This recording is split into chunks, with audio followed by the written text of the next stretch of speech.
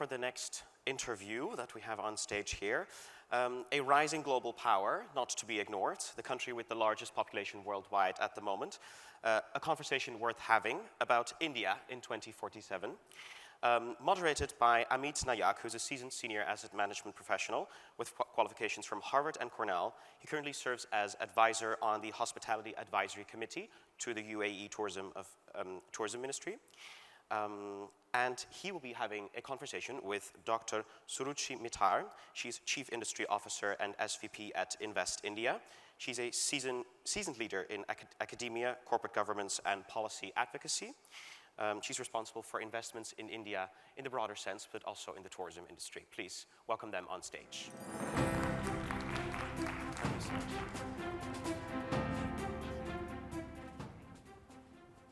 Thank you, everyone. I think I have to tell Paul that my record in Dubai with my family was 12 minutes from the plane to the car, which I don't think so I've been able to do anywhere else. I've tried, but it's not possible. From Dubai to India, I think there was an amazing comment made by the Prime Minister that this is the century of India. And if anybody does not believe it, they're in the wrong room. Dr. Suruchi, I think there is a lot of context to what we are talking about. We have the Vision 2047, where tourism plays a major role, where we are supposed to grow it from 10 to 12% of GDP, which is tourism and hospitality. India is set to become a $30 trillion economy. We have a lot of tourism exposure. I think it's one of those countries where everything is there. Tell me, what are the investment opportunities in India? Let's kickstart from there, and then we drive it forward. First and foremost, thank you very much for having me here. And I really want to tell you, as our Honorable Prime Minister has been saying, and I think it's in his heart, that tourism is something that India cannot now ignore, and it's the time for India. It's the decade for India. The kind of investments, the kind of holistic development that we are looking at in the panorama of tourism is very, very different and very, very, how do I say that, we've started believing in that if we have to build on tourism, we have to look into as a creative economy. That is what we believe in. That is what culturally how driven we are. Not just the craft sector of the country, but also the food, also the eco-wellness, the understanding of medical tourism, the health, the aspects of how we believe in tourism is very, very different now, and culturally we are very, very integrated. The aspects that we look into investments specifically for tourism sector, how our ports are developing, what are the kind of investments that we have announced in terms of building on to 50 airports, not just in tier 1 cities, but also in tier 2. Looking forward to medical tourism, wherein we believe that a cost of a medical tourism for any tourist is less than $8,500 wherein in any country they go beyond $40,000 maybe in US, and in Thailand they go for I think more than $15,000. So I think India is not just looking out for tourism with respect to the announcements of the ports that are building up, the infrastructure that is building up with respect to airports, the infrastructure with respect to the rails that we have announced, and also the infrastructure with respect to the hotel key rooms. That is what we are looking at, because the demand side is very, very high with respect to, and we are unable to match right now the supply side. So I think those are the investment opportunities with India and within India. Thank you for that. Yeah. As the Chief Investment Officer for India, talk to us about the key incentives that are in place to attract FDIs. Surely. So that's one very interesting thing. We are looking at not just easing out the business with respect to moving away from the bigger or the more compliances that we had. We had around 62 compliances, wherein every hotelier used to tell us that these are too many compliances, we cannot deal with it. I want to tell you that we have gone on to only 18 compliances, which is one of the most ease of doing business for any investor in India. And that's where we have segregated the compliance certifications, and everything has become online. It's so easy and creative. Number two, the incentives. Every state is giving a different kind of an incentive. Now, for example, I'm looking at, we are here, we already have a lot of investable projects that we are talking about.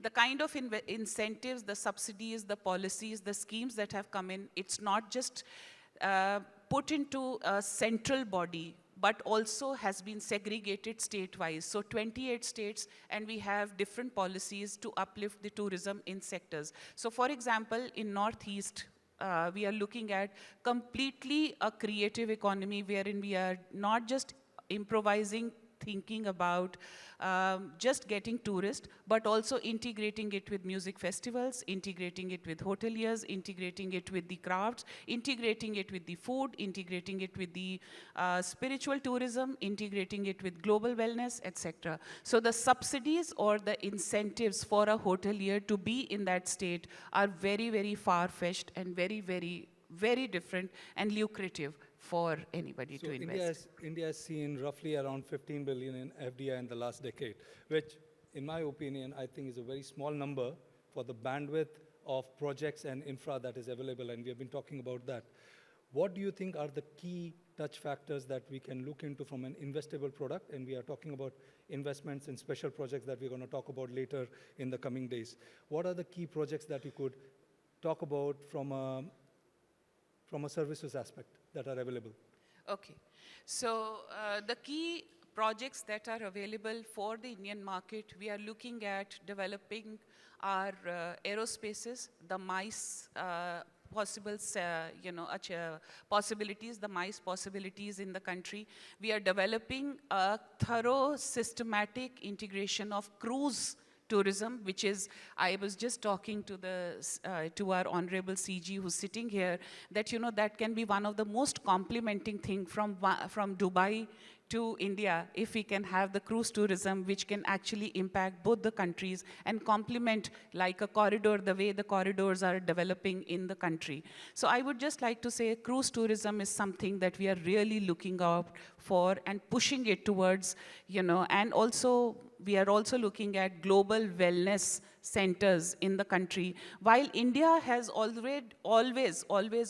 been talking about alternate medication, and we believe in our Ayurveda, we are now looking at that it is not just been told as a story in various other countries or parts of the world, but people actually are talking about. So I would just like to give you an example that I was in US last month.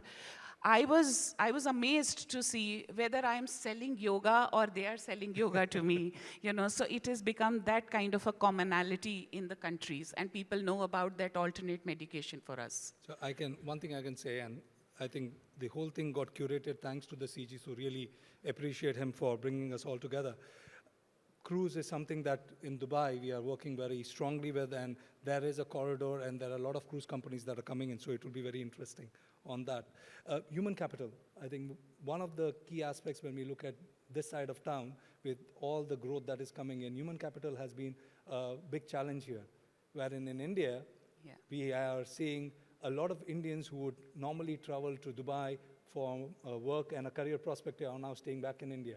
What's happening in India? What's the story around that? Yeah, so that's a very interesting story. We are amongst the largest population in the world, and we are the third in UNHM. And I would just like to say that the youth of the country is prospering right now.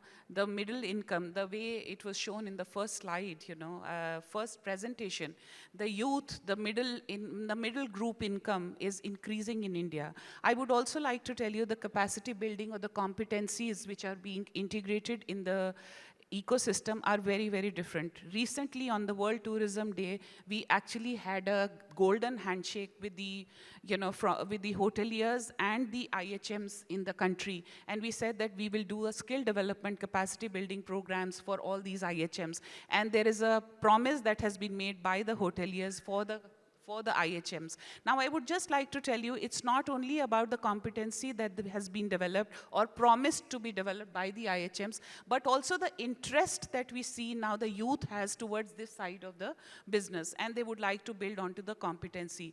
While we have the youngest population, while we have the people who are looking forward to tourism, while we have the interest which are shown into premiumization, understanding the work culture, ethics, etc., into this sector, I think it is booming for even the competency framework for this sector. And I would like to use this as a segue as well, where with the corridor that has been built between UAE and India, there are so many synergies that we are actually monetizing now. One of them is what, again, thanks to the CSG, we have been able to sign with Skyline University with the IHMs, where we will do a knowledge transfer, and with Tata New Skills that is doing the Swayam program, we are again signing a knowledge transfer facility.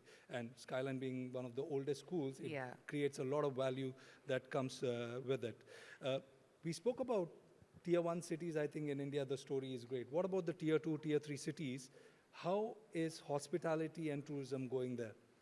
So, as I just told you, that our announcements for 50 new airports is only for the tier 2 cities, which means that we are not just building onto the infrastructure there, but we are also building onto one district, one destination. We are looking at how the districts are important and critical for tourism. What is it that we can build around about the district tourism and district destinations, which are very critical for that space. When you talk of emotional tourism, I think those are the emotions that are dealt with, because there are a lot of stories, not just one story of Mahabharata or Kurukshetra, because we are just talking about one of the districts in Kurukshetra, where in the story, the complete Mahabharata was told by Lord Krishna. And we are looking forward to people who are actually wanting to develop Kurukshetra as a destination. So those are the kind of interests which are suddenly booming up in the country. And we see the tier 2 cities which have a lot of potential, cities like Jalandhar, for example, potential not just in terms of spending, but also in terms of understanding the experience. They would like to splurge into these kind of experiences wherein the destinations have been built around. So we are really excited about what is happening into the tourism. I think, and from this side of town, we have the biggest airlift, which is to India. I don't think so any other country has the airlift that we have. As a closing note, and especially with the audience that you have here, what is the long-term vision for India as the global hospitality powerhouse, and how can we support you in making that happen? I think from this side and from our side, if we are complementing each other, I was just talking to the Honorable CG only, and he said that this country is 3 million a population and 20 million sees the tourist in this country. That is where we are looking at the destinations we have. We don't have problem of over-tourism except for Goa when we say. But then we have more destinations to develop, more destinations to look forward to, and more people who can actually see the potential in the Indian tourism fraternity, and we look at for a brilliant collaboration from this country to that country. Thank you very much. Thank you, Dr. Suruchi, for your time. We are having a couple of catch-ups with you and the investment team, with the hoteliers, all our friends and family who are here. Looking forward to many more together. Yeah, absolutely. And really thank you for your time. Thank you very much. Thanks a lot. Thank you. Thank you very much. Thank you so much. You can give it to my colleague, absolutely.